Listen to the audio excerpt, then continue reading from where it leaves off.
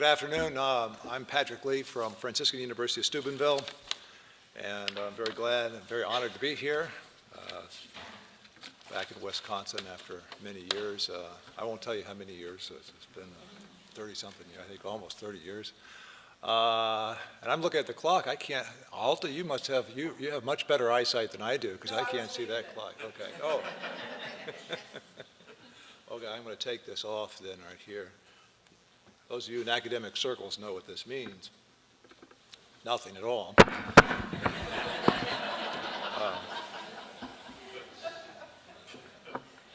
Okay, what I'm going to talk about here is a specific question which has to do with those who think embryonic stem cell research, or rather obtaining embryonic stem cells, involves or is morally wrong.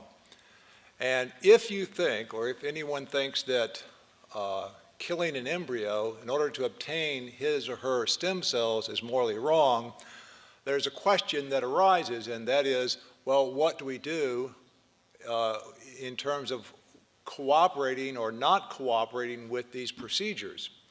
And I was asked especially to speak or address Catholic hospitals.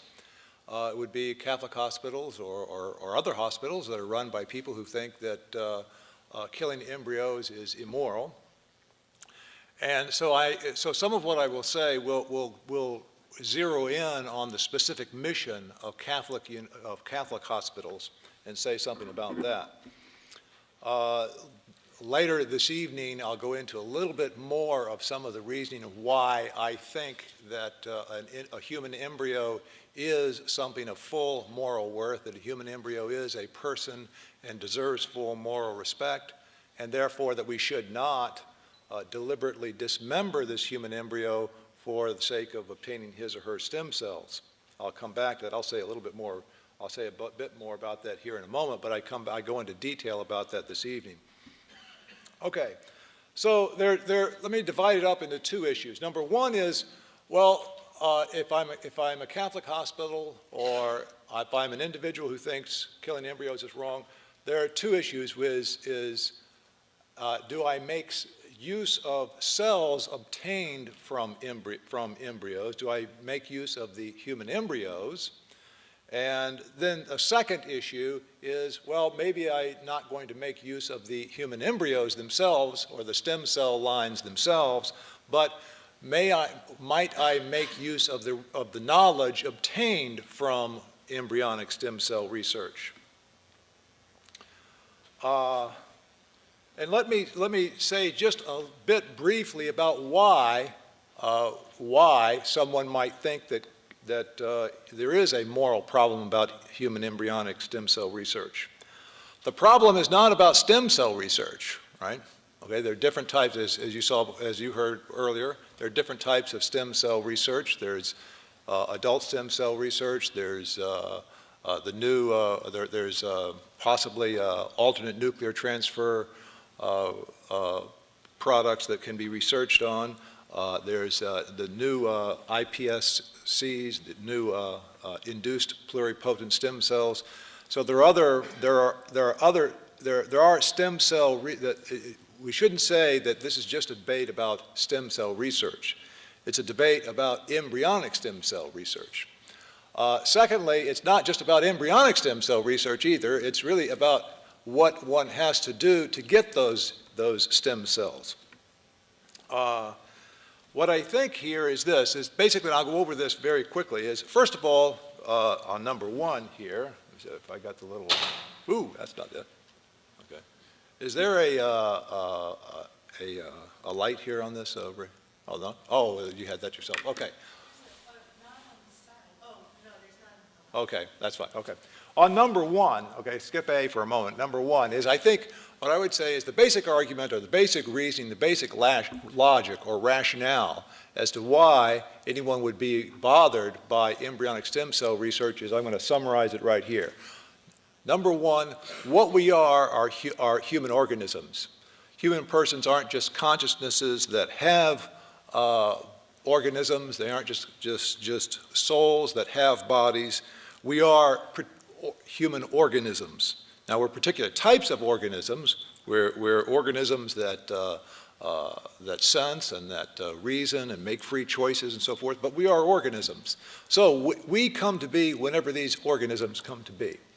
And I think human persons, what we are, the kind of thing that we are, is a human organism. So when we come to be, whenever those human organisms come to be, when this human organism comes to be, that's when I come to be. And I don't cease to be until this organism ceases to be.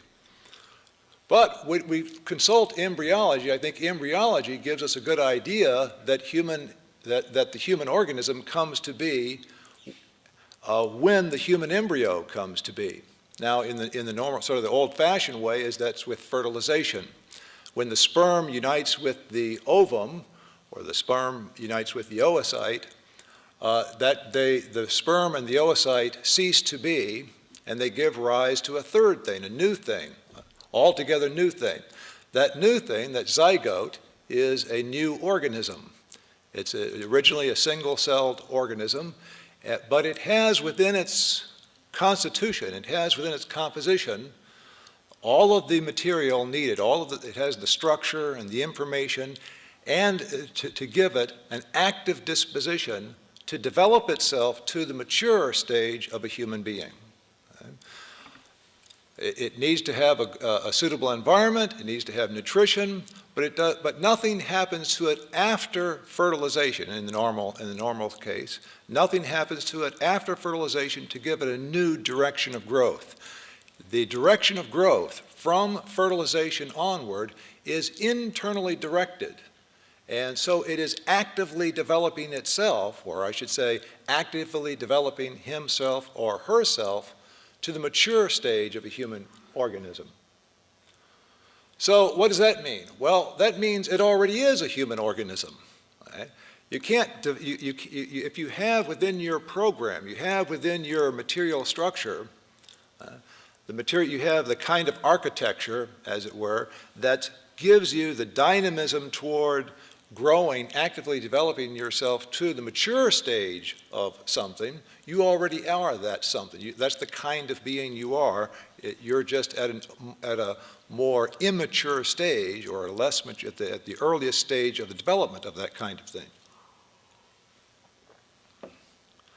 So if what I am is a human organism, and the human organism comes to be when the human embryo comes to be, whether that human embryo is produced by fertilization or by cloning or by IVF, if what I am is a human organism and the human organism comes to be when the human embryo comes to be, then I, which means the person, comes to be when the human embryo comes to be. Therefore, the human embryo is a person. Therefore, if what makes killing me wrong, if what makes me intrinsically valuable, if what makes me a subject of rights is that I am a person, or I am the kind of thing that I am, if that's what makes me valuable, then I'm valuable from the moment I come to be, and I'm valuable from the moment that that human embryo comes to be. So human embryos, I would say that the logic and together with the embryology shows that human embryos are distinct entities. They're not identifiable with they grow in their own direction. They're not identifiable with any cell or any part of the mother. When the embryo comes to be, whether by fertilization or by IVF or by cloning, it has its own direction of growth. It's directing its own development from within, so it's distinct. It's also a human organism, obviously human because it's a product of human beings. It has a genetic structure characteristic of human beings, and it's also a whole human being. It's not like tissue. It's not like a sperm or an ovum. A sperm or an ovum is a part of a larger organism. It's a gamete. And we know that because it does not have the internal resources, it does not have the information and the active disposition to develop itself to the mature stage of a human being. Rather, it's functionally apart. And so that's what's true of human tissue. That's what's true of a cell, isolated cell. That's what's true of sperm or an ovum. That they're functionally parts. But that's not true of a human embryo. Human embryo is a whole. It's not functionally a part. So if you put all those two together, now I'm looking back up at A. Sorry, I went in the wrong, went from top to bottom here. But a human embryo is distinct. It's whole. It's a whole, a distinct whole human being, and therefore, if human persons are human organisms, then it is a human person. Okay, so now what I would say is that means there's an argument for this. We can talk later, and we can maybe in the questions and answers we can discuss that. But there's some reasoning out there. It's not just, I'm not just trying to impose my faith on you. Actually, this has nothing to do with faith. This has to do with logic and science. Okay? But of course, Catholics believe that, and Catholics teach that. The Catholic Church teaches that. It teaches that, at least what the Catholic Church teaches is, actually it doesn't teach all of that. The Catholic Church teaches that the human embryo must be treated as a person, even if one has doubts about whether it is a person. But what I want to say is that we hold that this is something that is a truth. That this is a truth, not a rule. Okay? So we hold that this is, in other words, we hold that this is actually so. We're not saying that, well, we as Catholics just have this particular hang-up about embryonic stem cell research or killing embryos. It's not like the teaching against killing embryos is not like the rule that says that Catholics cannot eat meat during Fridays during Lent. Okay? That's a changeable rule. When I grew up, Catholics could not eat meat during any Friday. Okay? And then somewhere along the line that was changed. Okay? That's a changeable rule. It's a rule. It's not a truth. Okay? But this, what we're saying is that this is not a rule. We think this is true. And so it's important. It's not just sort of a hang-up. It's not just sort of a policy decision that we want to make. Okay. Let me say something about then this question. Supposing then, given that Catholics think that killing human embryos is not something that we ought to do, then what is the context? Then how do we decide how we should operate with respect to this policy, with this procedures that are bound up with embryonic stem cell research? To see the context of that, let me say just something about the specific mission of Catholic hospitals. Of course, as any other hospital, the specific mission of a hospital is to help those who are suffering and sick. But as a Catholic hospital sees this as as an apostolate, as something they are doing precisely as followers of Christ. And so an apostolate is a specific role to carry out Christ's own work.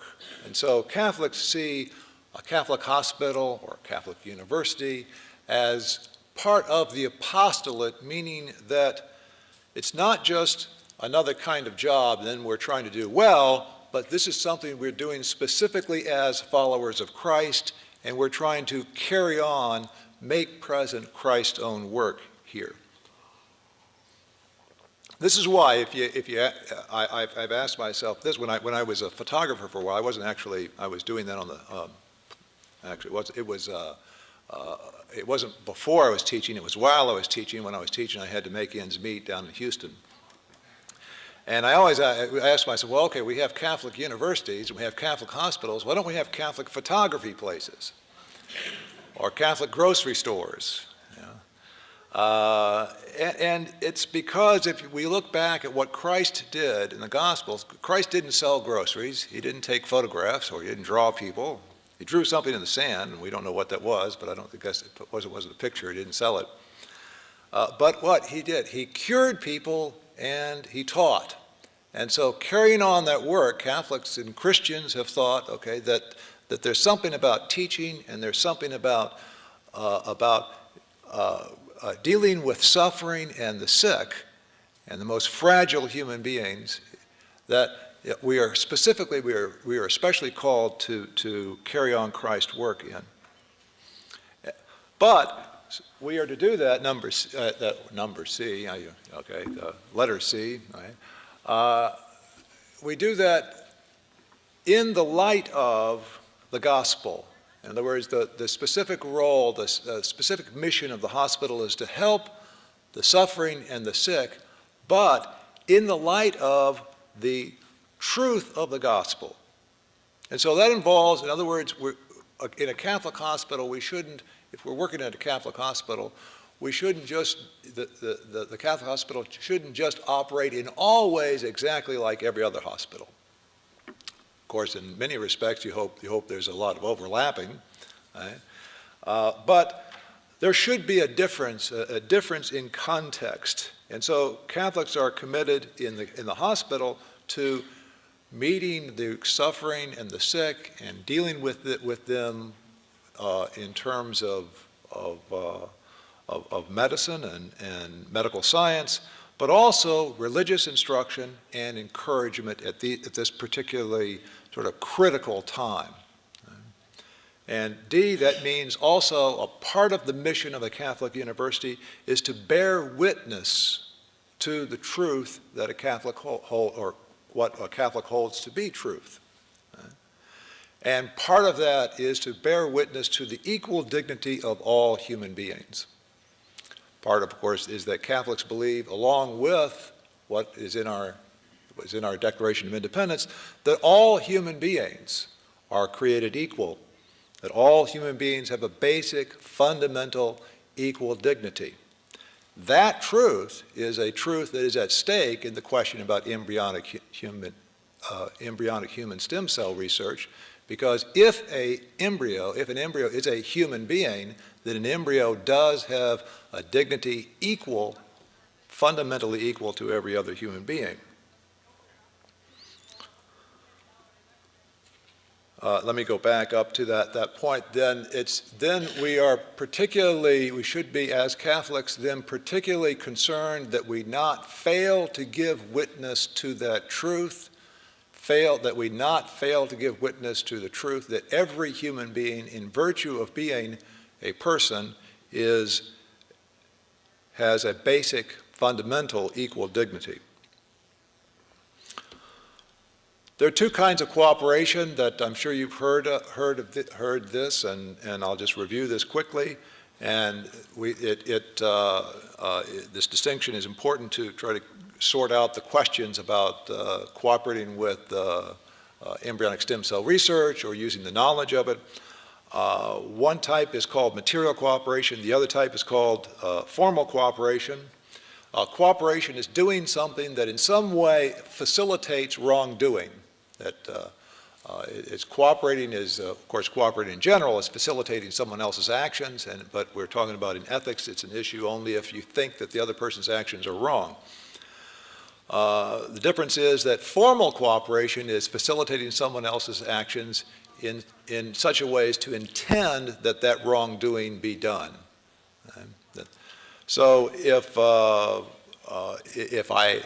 I'm a photographer and I don't want to shoot pornography, but because I don't want to do that, I think pornography is wrong, and so I don't want to do that, but I hire someone else, another photographer, to do those pornographical shots and make sure that the service, so to speak, is provided, that would actually be formal cooperation, because I would be intending that it be done, intending that the, quote, service be offered, even if I'm not willing to do it.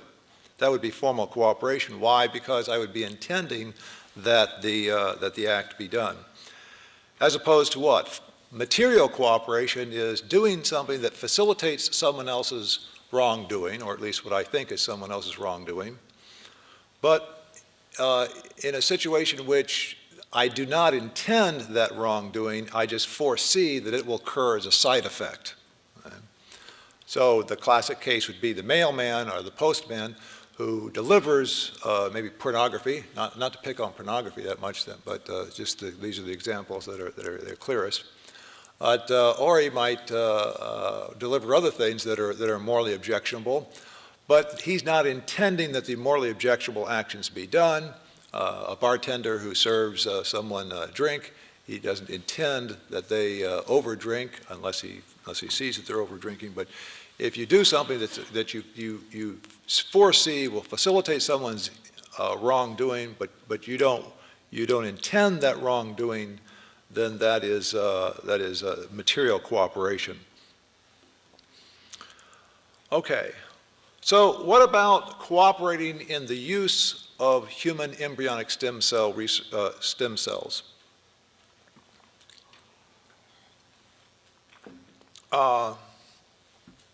Well, there are two types. There are the stem cells that are the stem cell lines that are federally approved. Alta referred to those. And the reason why I want to center on those for a moment is that these stem cell lines are from embryos that have already been killed, and they are stem cell lines in which I think certainly, we talk about whether cooperating with other stem cell lines would encourage further future killings. We could talk about that again, but this would certainly not encourage future killings, because the line has been drawn and said, look, this has been done. We're not going to approve, or we're not going to give funding for any other creation of stem cell lines, any further stem cell lines. So using these existing federally approved stem cell lines, I think would not even be material cooperation, because it would not be facilitating someone's being killed, since the embryos have already been killed, and it also certainly would not. I think it's certain that it would not encourage future killing of embryos. Okay? Why? Because these have been set in a different class. Now, what about stem cells from other embryos? Here, I think there is a problem. Even though it would not be material cooperation with the killing of those embryos from which the stem cell lines are obtained, because that's you can't really cooperate with something that's already been done. You can't cooperate with the killing of someone that's been done in the past. There still, I think, are some problems with this kind of, you could call this complicity sometimes instead of cooperation. So I should have put another word up in there, the complicity or association. This close association with something that you think is morally wrong, I think that is problematical for, well, actually 4 reasons. I have 3 listed up there. First, it could lead to formal cooperation. If I am a researcher and I'm making use of embryonic stem cells that are coming in new, okay, or that, then I might then rejoice in and actually wish or intend that more be obtained. So I'm placing myself, if I begin to use stem cell lines or work on stem cell lines other than those which were federally approved, other than the ones that were from stem cell lines prior to 2001, then I think I'm placing myself in a position where I would at least tempt myself or get in the occasion of formally cooperating. In other words, if I'm working on stem cells, then I'm going to put myself in a position where I might intend that more be produced, and that more embryos be done. Secondly, although Alta said that there's empirical indication that this is not the case, I do think that a kind of public approval that would involve, or a kind of public association with embryonic stem cell lines that were, that have not been federally approved, and not go back to that pre-2001. That, I think, is going to give a kind of aura of approvability to killing of embryos. And that aura of approvability of killing embryos, I think, will in some way assist or encourage future killing of embryos. And the third reason against this is I think that this close association with an action that I think is morally wrong, and which the Catholic Church thinks is morally wrong, it undermines the witness, because the Catholic Church, a Catholic hospital is called not just to try to give medical treatment, but to witness to what Catholics think is true. And associating with an action one thinks is immoral undermines that witness. And a fourth reason is I think there's an unfairness involved, a kind of golden rule situation. If killing embryos is wrong, if embryos are human persons, then I think it violates the golden rule to make use of stem cells that are obtained from killing them. If somehow, if professors' organs became useful in the future, I would not wish that people make use of professors' organs. In research, and this, in the same way, if I were an embryo, I would hope that other people would not make use of human embryos, not make use of my body parts in research as well. So there's a golden rule issue. I don't have that written up there, but there's a golden rule issue. Those are the four issues usually that are brought up in material cooperation questions. One is whether it might lead to formal cooperation, two is whether it might lead to future wrongdoing, third, whether it might undermine witness, and fourth, whether it might violate the golden rule. And I think those are issues in the use of embryonic stem cells from lines that are not federally approved. What about the use of research knowledge? What about the use of knowledge obtained from stem cells, from embryonic stem cells? Well, I think the reality is, and maybe the scientists can help me out on this. I did consult with a couple of scientists on this, but I don't think it's easy to sort out the knowledge that is obtained from working on human embryonic stem cells from knowledge that is obtained from other sources. Other sources being, actually the iPSC should be last there, but other sources should be mice, the embryonic, the stem cells from mice, or the knowledge obtained from the approved lines, or from perhaps iPSCs, those are the new reprogrammed cells, maybe alternate products of alternate nuclear transfer. So I think that the knowledge that we have out there about stem cells, about gene regulation and so forth, is from various sources, and it's hard to sort out what is from what. And I think this is more remote. This kind of cooperation is more remote than cooperation on the use of stem cells themselves.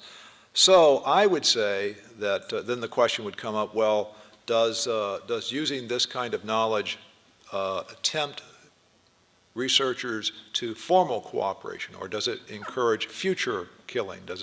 Or does it undermine the witness? I think the answers to those questions are basically no, so although those are legitimate questions. But I think that the use of knowledge obtained from embryonic stem cell research would not violate fairness, or would not violate justice.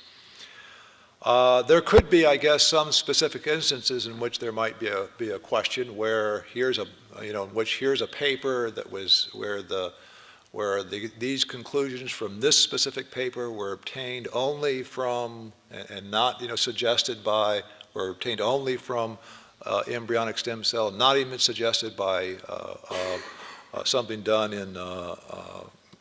with mice, But even then, the question might come up as well, could that knowledge have been obtained in some other way? So I'm inclined to think that the use of the knowledge obtained from embryonic stem cell research is not a kind of unfair cooperation, but is a remote material cooperation. Okay, I'll wrap up here is that I want to say that go back to and emphasize 2 points. Catholic hospitals are not a fringe group. Right? Catholic hospitals have been around. Actually, the first hospitals that were formed in Western civilization were by Catholics. And Catholic hospitals have a rich tradition in ethical knowledge and ethical reasoning. And in the view, considered view, of the Catholic Church, it is objectively morally wrong to kill an embryo, to dismember an embryo for the sake of his or her stem cells. That may offend people, that may anger people, but Catholics view this as part of their duty to stand up for what they think is true. And so it is part of the mission, the specific mission of a Catholic hospital to stand up in this issue and make known the views of Catholics, and not to undermine its own mission, its own Catholicism, and not to undermine its own mission to care for the weakest, the most fragile, as our Lord said that we should go out and we should respect the least of our brethren, and the least of our brethren are very small human beings. Thank you.